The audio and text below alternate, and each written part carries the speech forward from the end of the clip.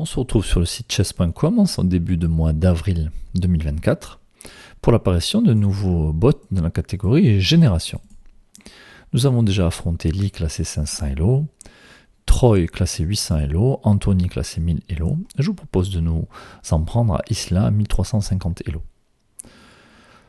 Isla qui a l'air de jouer bien au-delà des 1350 Elo, et donc plus à considérer comme un robot confirmé plutôt qu'un robot de niveau intermédiaire. Un robot, on va appeler ça avancé pour utiliser la même terminologie.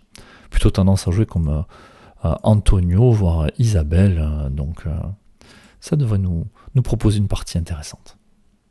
Allez, je vous propose de commencer. On lui laisse choisir la couleur de ses pièces, elle nous laisse les pièces blanches.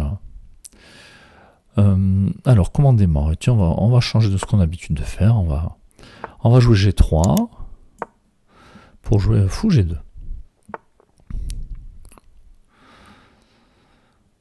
Alors, comment continuer ici?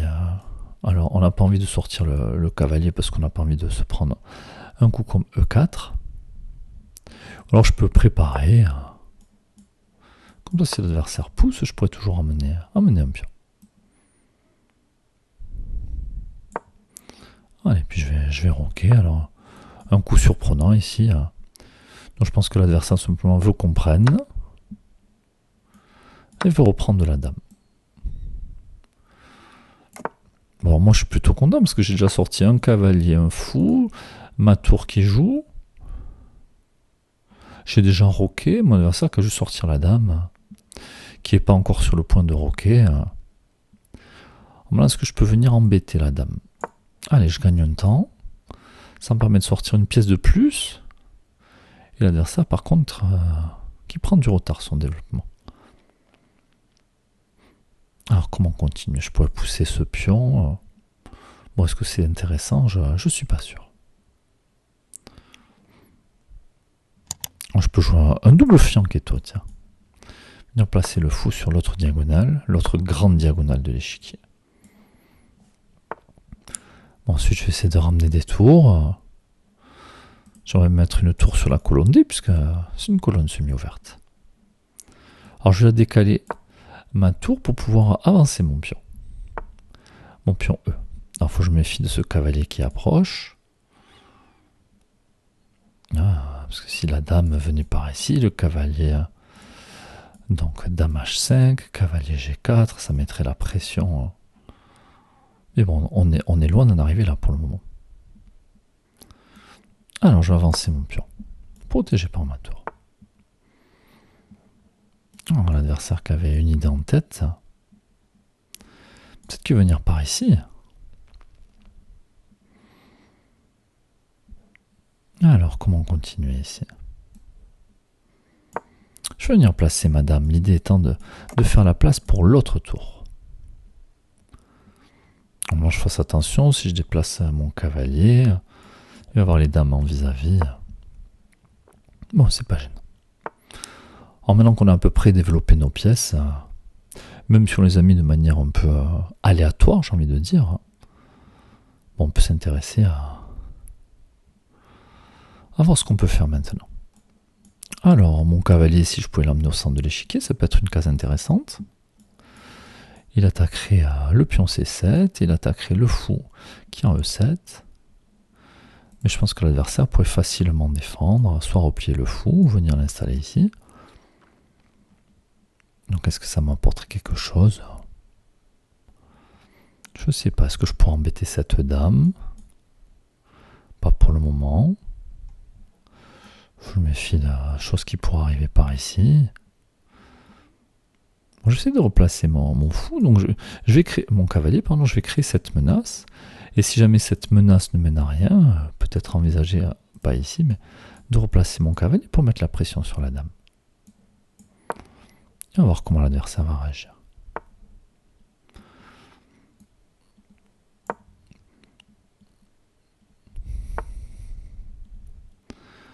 Et puis je prends de l'espace au centre. Le problème, c'est que si j'avance mon pion C4, je vais offrir des jolies cases pour ce cavalier. Alors pour le moment, là, la case D4 n'est pas disponible. D'ailleurs, si je veux provoquer des échanges, je vais pouvoir en faire ici. Alors, c'est ce que je vais proposer des échanges ici. Comme ça pourra libérer la diagonale de mon fou de case blanche. Alors ici, on pourrait être tenté de prendre de la tour. Mais on a peur de prendre des coups comme cela. Donc je vais prendre du fou. Attention. Ce fou qui perd le pion qui le protégeait. Je vais revenir en A1. Tout à l'heure, j'étais en B2. Mais maintenant qu'il n'y a plus ma tour en A1, eh bien, je me repositionne. Alors, comment embêter cette dame? Pour le moment, je ne vois pas trop. Est-ce que je peux venir par ici? Alors, il faut que je me méfie de cette pression qui est mise sur mon pion. Mon pion qui est défendu qu'une seule fois, mon adversaire qui l'attaque 2 fois. Peut-être il peut avoir des idées aussi de pousser. On a peut-être envie de décaler la dame pour pouvoir protéger le pion. Dans un second temps, bouger le cavalier. C'est ce que je vais faire. Et puis en même temps, moi à mon tour, je mets la pression sur le fou. Et donc l'adversaire qui voit, qui replace son fou. Donc là, on est au 10e coup, au 19e coup. L'adversaire qui n'a toujours pas fait d'erreur. Hein. Alors, comment continuer ici? Bon, j'aime bien cette tour en face de madame. J'ai envie de bouger de changer le cavalier de place. Est-ce qu'il pourrait venir en C4 pour le faire rebondir? À noter qu'il y a une tension depuis tout à l'heure, mais que personne ne veut prendre le pion de l'autre. Alors, comment continuer ici? Si je pousse ce pion, je vais au devant d'ennui, je pense. Alors, je pourrais peut-être pousser le pion F. Alors, il faut voir s'il y a des alignements comme ça qui nous intéressent. Est-ce que ça m'apporte quelque chose de venir ici? J'ai l'impression. Si je viens, je crée une menace de fourchette. Donc sûrement que l'adversaire devra bouger sa dame pour venir protéger cette case. Mais bon, si j'avance le pion, est-ce que je ne vais pas mettre la pression sur la dame? Quelque chose qui m'intéresse par ici. On va voir comment réagit l'adversaire. Mon cavalier qui est protégé par la dame, par la tour, par le pion. Bon, et maintenant je vais avoir une triple fourchette sur les 2 tours et la dame. Alors comment va réagir mon adversaire pour arriver à perdre une tour en mangeant mon cavalier? Peut-être un coup comme celui-là. Un adversaire qui propose l'échange des dames, mais moi je suis totalement favorable, puisque je vais avoir du matériel en plus. Mais s'il veut prendre la dame, il n'a qu'à venir la chercher. Et si jamais il enferme mon cavalier, je vais venir échanger les dames, et ensuite je ressortirai en mangeant le pion, parce que je suis quasiment certain que si je vais me prendre la dame, il va d'abord récupérer ma dame avant de vouloir récupérer mon cavalier. Donc je vais récupérer la dame, et au prochain coup, je vais sortir mon cavalier. Et même si mon cavalier reste enfermé à un moment ou à un autre, c'est pas très grave. J'ai déjà récupéré une tour avec, j'ai récupéré un pion, je suis sur le point d'en récupérer un deuxième. Alors ici, avec quel pion reprendre? Avec le pion C ou le pion A? Est-ce que j'ai vraiment envie que ça s'ouvre sur mon fou?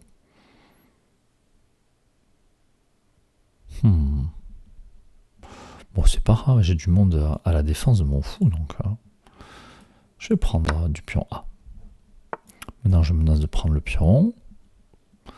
C'est défendu. Alors, je pourrais attaquer le fou, pour attaquer le fou en même temps. Mais bon, je risque de perdre du matériel avec cette case qui est défendue 3 fois.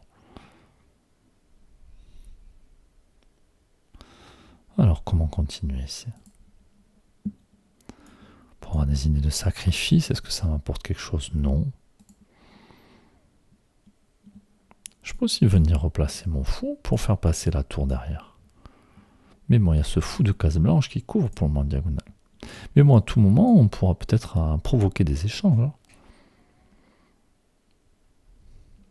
Est-ce que je ne devrais pas préparer la poussée de mon pion E pour échanger? De toute façon, mon cavalier, il est un peu hors jeu. Là, j'ai envie de le replacer. J'ai envie de provoquer des choses. J'ai aussi ce fou qui couvre cette case. Donc je vais le jouer. Je vais jouer F4 pour pouvoir jouer E5. Et comme ça, je vais avoir un pion qui protège, une tour, mon fou. Et puis quand il y aura eu des échanges, bah, je pourrais récupérer le pion ou replacer mon cavalier. Je peux peut-être le replacer d'abord. Ou alors je peux venir m'installer ici, tout simplement. Pour couper la diagonale de ce fou. Bon.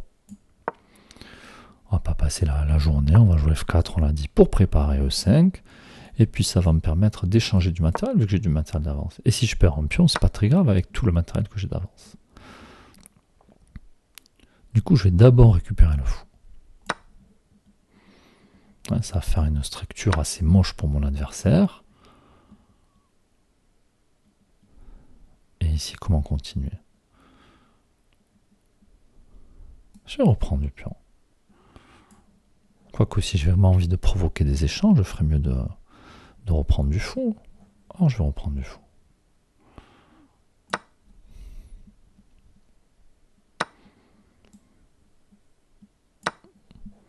Alors j'ai pas peur qu'on prenne du cavalier ici. Hein. Adversaire qui prend de la tour, mais je me demande s'il n'y a pas une combinaison tactique ici. Si je prends de la tour et que mon adversaire reprend du cavalier, est-ce que j'aurais pas un mat du couloir ici? Donc très certainement que si je prends la tour, l'adversaire ne peut pas prendre la tour. C'est pour ça qu'il ne prend pas la tour et qu'il se fait une case, sinon il y avait mat ici. Alors du coup j'en profite, je vais installer une tour sur la 7e rangée. On sait qu'on aime beaucoup ça. Et une deuxième tour. Alors cavalier échec. Est-ce que je crains quelque chose ici? Pas grand-chose. J'ai mon pion qui est attaqué.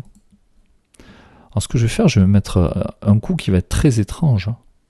Vraiment, j'ai pas besoin de faire ça, mais... J'ai envie de dire, je vais me mettre en H1 pour protéger le pion et surtout pour être loin d'être mis en échec par ce cavalier.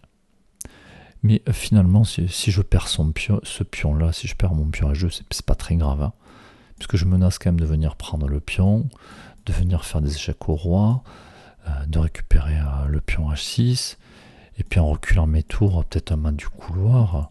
Donc après tout, si l'adversaire veut ce pion, qu'il le prenne. Par contre, ce que je vais faire, je vais mettre mon roi sur case noire. Pourquoi sur case noire? Parce que quand le cavalier va bouger, il va bouger sur une case noire pour attaquer les cases blanches. Du coup, il ne pourra pas me mettre en échec. Et s'il veut ce pion, je lui laisse.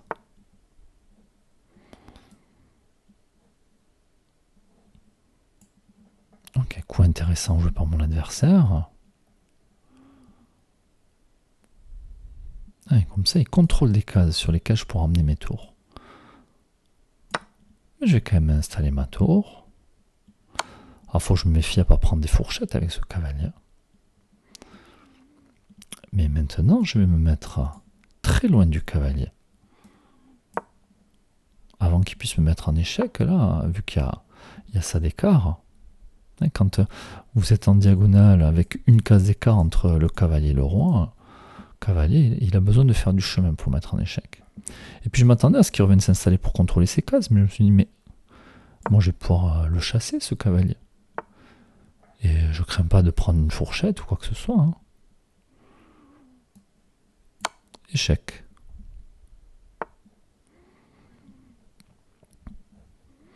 Alors je peux récupérer ce pion, ça va attaquer le cavalier, attaquer l'autre pion à travers le cavalier. Alors attention, ici je me retrouve en échec. Pour le moment c'est protégé. Donc le cavalier qui attaque mon pion, qui défend son pion aussi. Bon, il est peut-être temps de faire jouer mon cavalier à moi, hein, et de l'emmener à la protection de case pour venir. Si j'ai un cavalier ici, je vais pouvoir mater. Alors là encore, cavalier sur case noire, je vais me mettre sur case blanche. Alors je m'attends peut-être un coup comme celui-ci qui attaquerait ma tour, mais ne le joue pas. Alors je viens ici et je menace échec et mat. Échec, là encore je vais me mettre loin du cavalier. Toujours par en diagonale avec une case d'écart. Et j'ai toujours cette menace. Donc mon cavalier qui va protéger la case H8 et donc ma tour. Une tour sur la 7e, une tour sur la 8e et ça fait échec et mat. Donc voilà un adversaire que je trouve assez coriace. Classé soi-disant 1350 Elo, mais qui a joué de nombreux coups très intéressants et qui n'a pas fait d'erreur avant un long moment dans la partie. Alors c'est vrai qu'on n'a joué aucune théorie, on a joué une ouverture qu'on n'a pas l'habitude de jouer, on a placé le fou en fianchetto, après on a essayé de jouer des choses assez simples. On a essayé de gagner du temps sur cette dame qui traîne au milieu de l'échiquier. Et puis ensuite on a repéré, donc on a essayé d'améliorer le placement des pièces. Et ensuite on a repéré cette case, on a repéré la case C7. On s'est dit tiens, si le cavalier pouvait venir. Alors d'abord on s'est sorti de cet alignement là. On a d'abord décalé la dame. Et on a gagné du temps, puisqu'en fait là on menaçait de prendre le fou. Quand on l'a replacé, on s'en est pris à cette case C7. Et en fait, pendant un moment dans la partie, on a mené la danse, j'ai envie de dire. Si on regarde bien le déroulé. À partir du moment où l'adversaire a sorti la dame, et retard de développement. On gagne du temps parce qu'on menace la dame.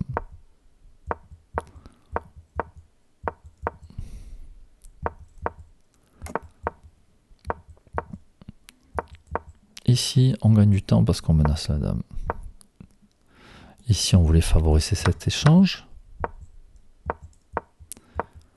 Là, tout en défendant notre pion, on gagne du temps parce qu'on attaque le fou 2 fois.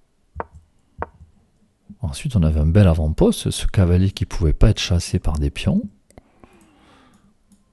Et on avait déplacé notre dame avec du monde qui défend ce pion, la tour, et puis cette menace qui arrivait. Alors comment paraît la menace pour l'adversaire ici?